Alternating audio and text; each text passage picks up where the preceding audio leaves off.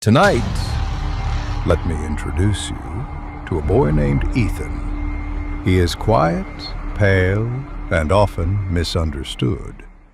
Ethan prefers to wander alone, far from the noisy world, chasing places hidden in silence. One cold evening, his wandering feet brought him deep into the mountains, where an abandoned cabin stood, frozen in time. He didn't know why, but something about the cabin drew him closer, and as he stepped inside, his story began. A story of whispers, shadows, and the frozen terror that awaited within.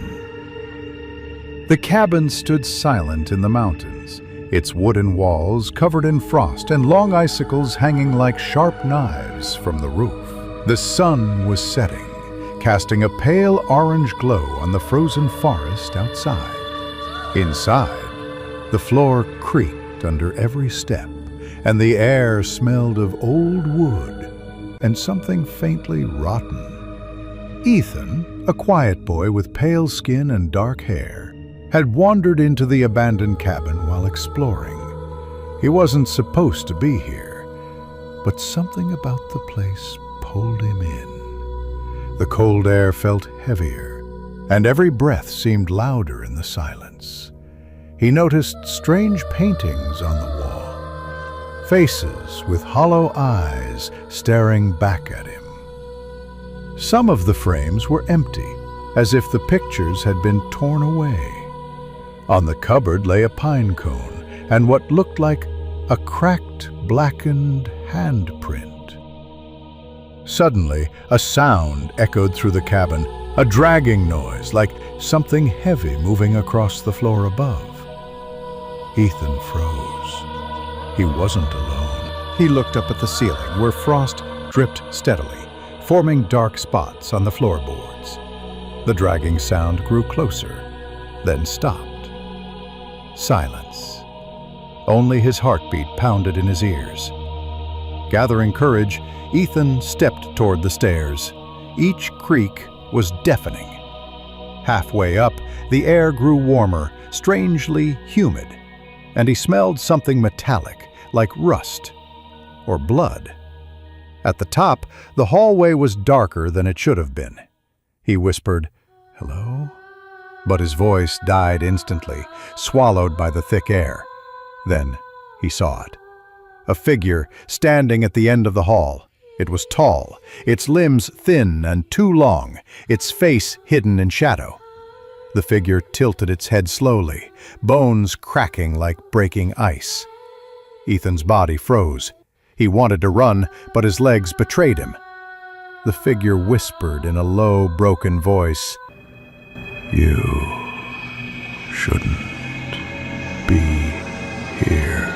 The lights above flickered, the icicles trembled, and suddenly the figure vanished. Ethan stumbled back down the stairs, but when he reached the cabin's main room, the door was gone. Only wooden planks sealed the way. The windows showed not the snowy forest anymore, but darkness. Endless, suffocating darkness. The cabin had trapped him. Ethan turned around, trembling. On the wall where the paintings had been, new faces appeared, his own face among them, pale, wide-eyed, frozen in terror. And from the shadows behind him, the dragging sound began again. This time, much closer. Ethan's breath caught in his throat. The dragging sound was no longer above. It was right behind him. Slowly, he turned his head. Nothing, only the empty room, lit by the weak glow of the fading sun through frosted glass.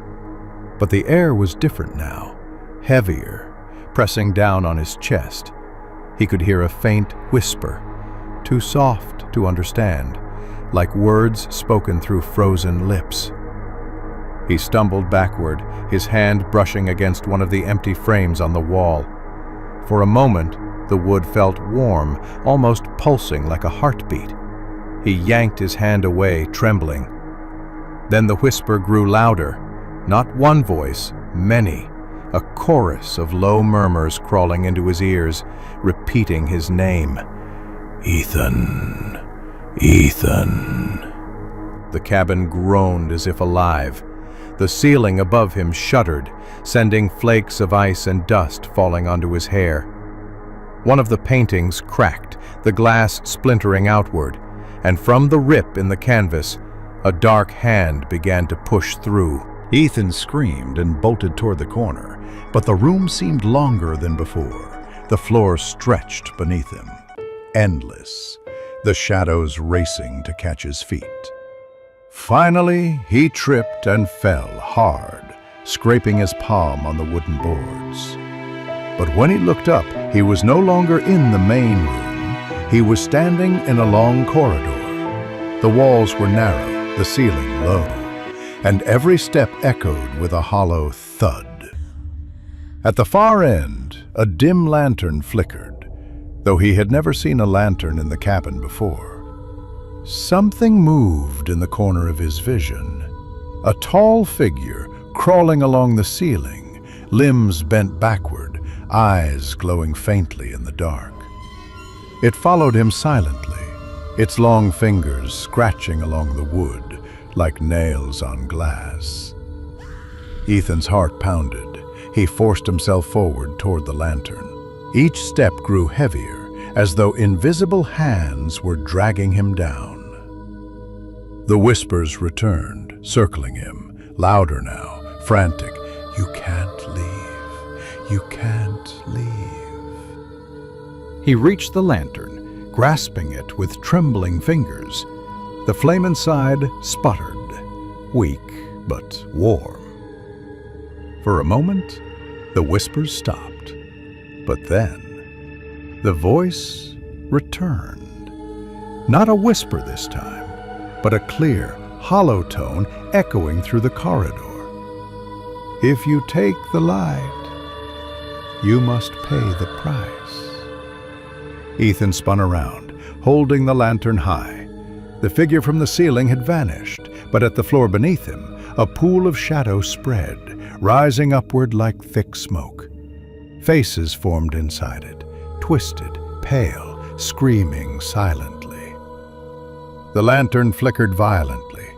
Ethan knew if the light went out, he would never see daylight again. And in the darkness, something reached for his ankle. Ethan struggled, kicking at the shadow clutching his ankle. The lantern shook in his hand, the flame sputtering dangerously. The whispers grew louder, overlapping, screaming his name. Ethan, Ethan, you belong to us. With all his strength, he swung the lantern downward. The glass shattered, and fire spilled onto the floor.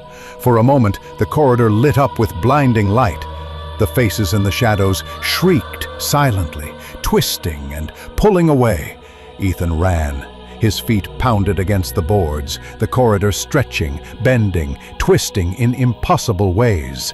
Behind him, the darkness chased, faster, hungrier. Then he saw it. At the end of the endless hallway, a door, wooden, old, but real. He lunged for it, pushing with every ounce of his strength. The door gave way. Ethan fell into the snow outside, gasping. The night air was sharp, freezing, but real. Behind him, the cabin stood in silence, its windows dark, its door sealed shut once again. For a long moment, Ethan lay in the snow, shaking. He was alive. He had escaped. Or so he thought. As he stood and turned away, he caught sight of the frosted glass window one last time. His breath stopped. Inside, staring out at him, was his own face. Pale, wide-eyed, screaming silently from within. And from deep inside the cabin, the dragging sound began once more. Yeah, goodbye. Please like and subscribe to the channel and click the notification bell to get the latest updates when we release new videos. Goodbye.